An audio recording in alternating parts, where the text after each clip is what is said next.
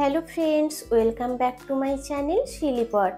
আজকে আমি তোমাদের সাথে শেয়ার করব আরও একটা ঠান্ডা শরবতের রেসিপি। সেটা হলো বেলের শরবত।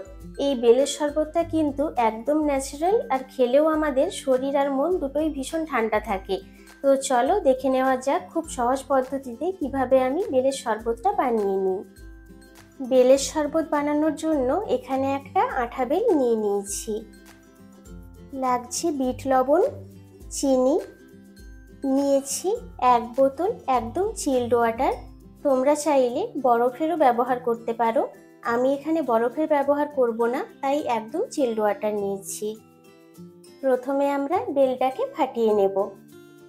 বেলটা ফাটিয়ে নিয়েছি, বেলটা খুব সুন্দরই রয়েছে। এবার একটা চামচের সাহায্যে এর শাঁসগুলো বের করে নেব।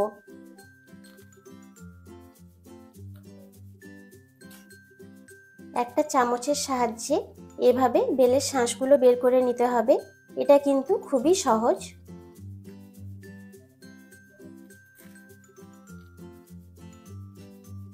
পুরো বেলটা আমি একদম পরিষ্কার করে সমস্ত শাঁস বের করে নিয়েছি। দেখতে পাচ্ছ তোমরা, অনেকটাই শাঁস বেরিয়েছে। এবার এটাকে ভালো করে জলের সাথে গুলে নেব। এবার এই বেলের শাঁসের মধ্যে অল্প একটু জল মিশিয়ে নেব। খুব বেশি দেব না, খুবই অল্প পরিমাণই দেব। এবার খুব ভালোভাবে হাতের সাহায্যে এটাকে পুরো চটকে ফেলতে হবে। যতক্ষণ না বেলের শাঁসটা পুরো স্মুথ হয়ে যাচ্ছে ততক্ষণ কিন্তু হাত দিয়ে এভাবে চটকে যেতে হবে।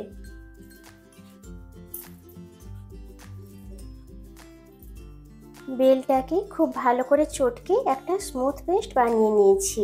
এবার আমরা এটাকে ছেঁকে নেব। আমি এখানে এরকম একটা বাটি নিয়েছি। তোমাদের কাছে যদি তারের ছাঁকনি থেকে থাকে সেটাও তোমরা ইউজ করতে পারো। আমি এটার মধ্যে অল্প অল্প করে এবার বেলের কাঠ দিয়ে দেব। দিয়ে এভাবে ঘুরিয়ে ঘুরিয়ে এটাকে ছেঁকে নেব।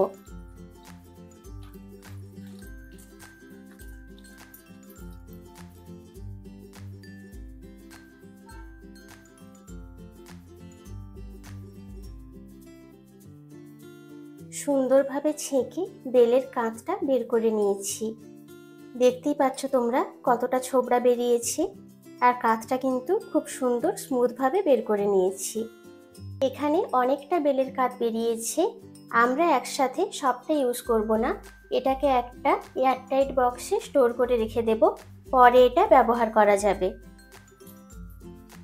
এখান থেকে কিছুটা অংশ তুলে আমি একটা টিফিন বক্সের মধ্যে রেখে দেব। এখানে দুটো কাঁচের গ্লাস নিয়েছি। এবার দুটোর মধ্যে সমপরিমাণে বেলের কাঠটা দিয়ে দেব।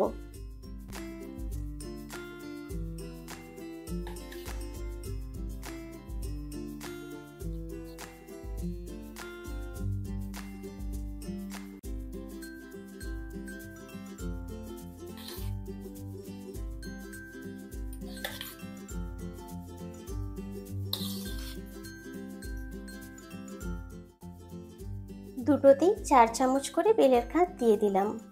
এবার দুটো গ্লাসে অল্প অল্প করে বিট লবণ দিয়ে দেব। বেলের শরবতে এই বিট লবণটা দিলে কিন্তু হজমের কোনো সমস্যা হয় না। এবার দিচ্ছি চিনি। প্রত্যেকটা গ্লাসেই 3 চামচ করে চিনি দেব।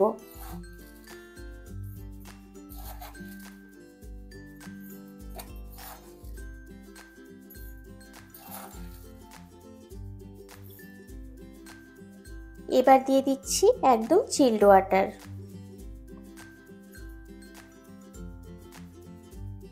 এবার সব উপকরণগুলো একসাথে খুব ভালো করে গুলে নেব।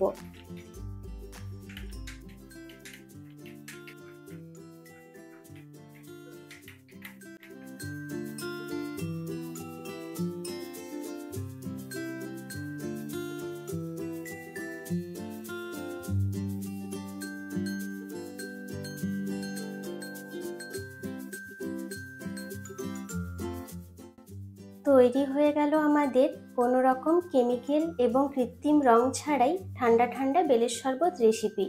স্বাদ এবং স্বাস্থ্য দুটো দিক থেকেই এটা কিন্তু কোনো অংশে কম নয়। আশা করছি তোমরা এই গরমে এই বেলের শরবতের রেসিপিটা অবশ্যই একবার হলেও বাড়িতে ট্রাই করবে। আর ট্রাই করে অবশ্যই আমাকে কমেন্টে জানিও কেমন লাগলো। আজকের রেসিপিটা যদি তোমাদের ভালো লেগে থাকে তাহলে কিন্তু লাইক, শেয়ার আর কমেন্ট করতে একদম ভুলো না। চ্যানেলে নতুন হয়ে থাকলে চ্যানেলটাকে অবশ্যই সাবস্ক্রাইব করে দিও। পাশে থাকা বেল আইকনটা অবশ্যই প্রেস করো, তাতে করে আমি যখনই কোনো নতুন ভিডিও দেব তার ইনস্ট্যান্ট নোটিফিকেশন পৌঁছে যাবে তোমাদের কাছে। আবার হাজির হব এরকমই কোনো নিত্য নতুন রেসিপি নিয়ে। Thank you.